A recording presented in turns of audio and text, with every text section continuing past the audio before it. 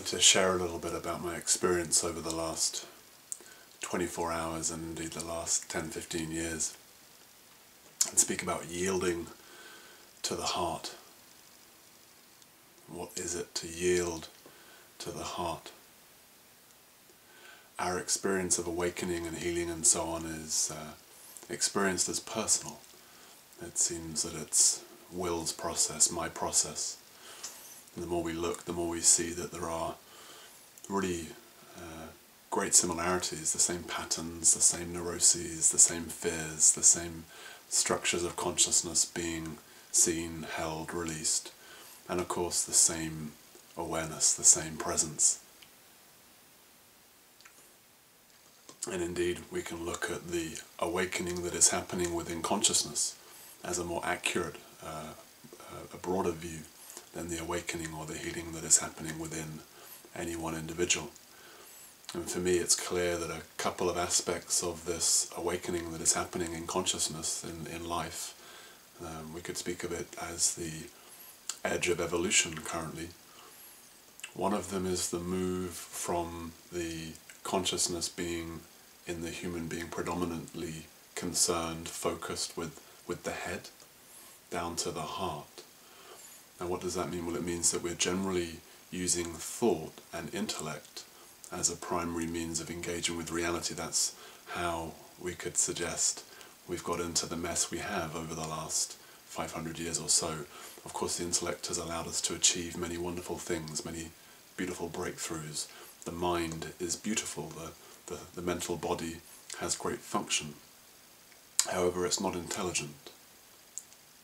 The intellect is the capacity to utilize knowledge, to gather knowledge and find patterns and tell stories and so on, but it is not in and of itself intelligent.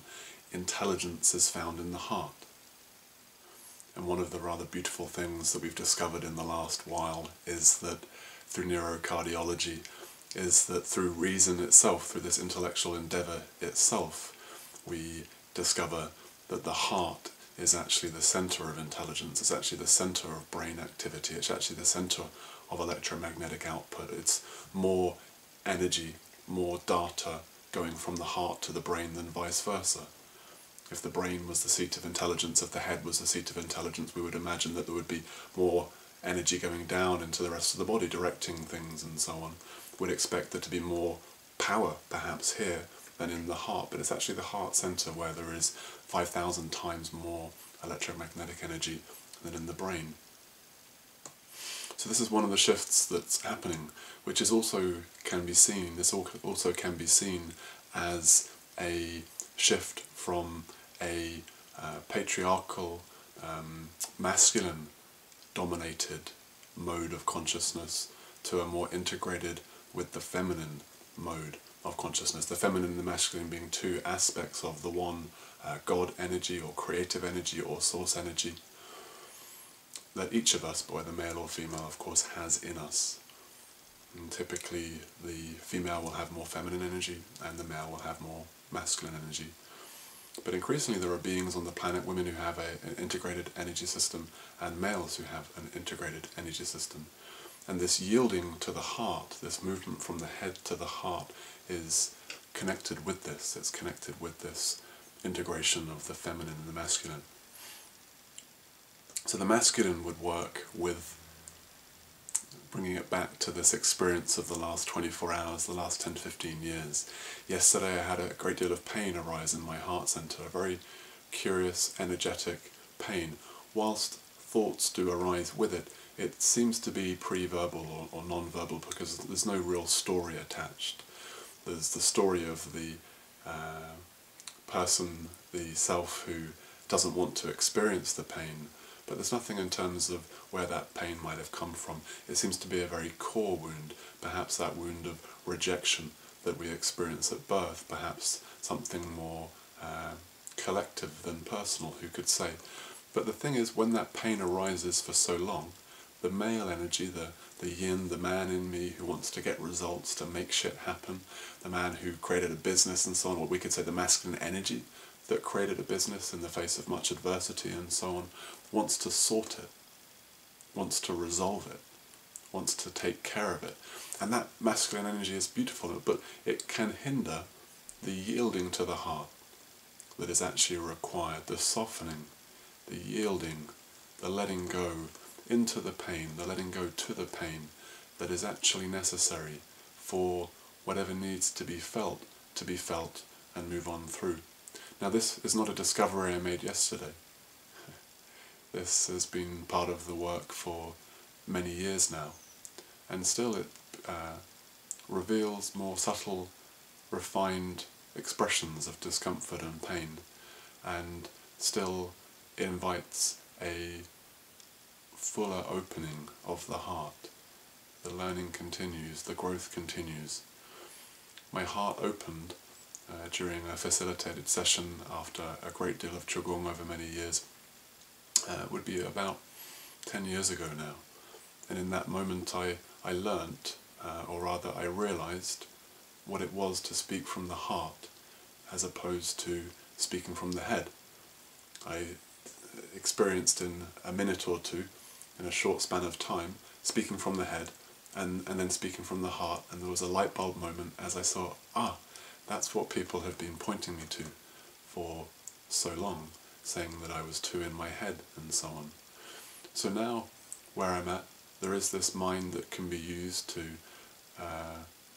deal with complex concepts and scenarios and so on. So the intelligence of the heart can use this mind to communicate with people. So it is not that the mind is diminished, but rather it is put in its rightful place as a tool of finding patterns, a tool that can be utilized to help the heart express, to arrange language in such a way that the heart's energetic communication, the heart's transmission, can be best carried in particular words and in particular arrangements of words. So this was the opening of the heart, as I say, 10 years ago. I've been working with this pain in my heart center, this energetic blockage, for a long period of time now. I've worked with countless shamans, energy healers. I've practiced breath work morning and night for years. I've done a great deal of yoga and qigong and meditation and inquiry work and all release work, all manner of wonderful healing modalities, and who knows, maybe the next one will yield that next leap, the release, the allowing some of this to flow. We shall see.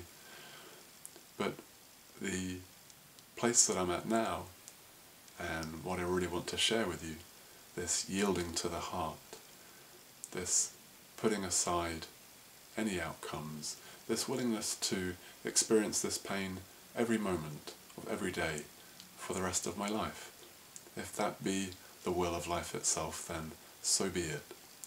A willingness to truly yield to the heart, to soften again and again and again, again and again and again. How many times does it take? Who could say?